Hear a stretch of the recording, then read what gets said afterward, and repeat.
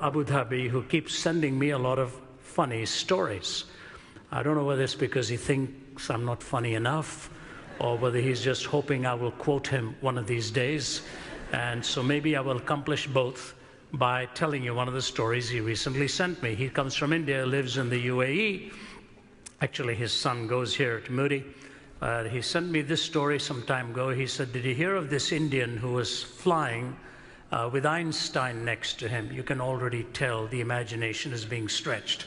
So this Indian guy is sitting next to Einstein, and Einstein says, you know, it's a long flight. Why don't we have a competition? I'll ask you a question, and if you can't answer it, you give me $5. Then you can ask me a question, and if I can't answer it, said Einstein, I'll pay you $500. The Indian guy, you know, thought this is a great deal. If I can't answer it, $5. If he can't answer it, $500. So he told Einstein, all right, you go first. So Einstein said, how far is the moon from the Earth? And the Indian thought and thought. He said, you know what, I really don't have the exact answer. Here's $5. Then he looked at Einstein and said, what goes up a hill with 3 legs and comes down with 4? And Einstein worked through all of his knowledge of science, couldn't figure out what he was talking about, put his hand into his pocket and gave him $500.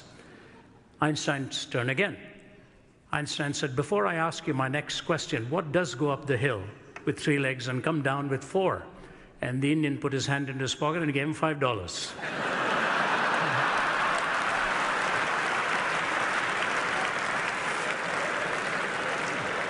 So the moral of the story is never get into a Q&A game with an Indian, especially if money is involved. One way or the other, they'll find it.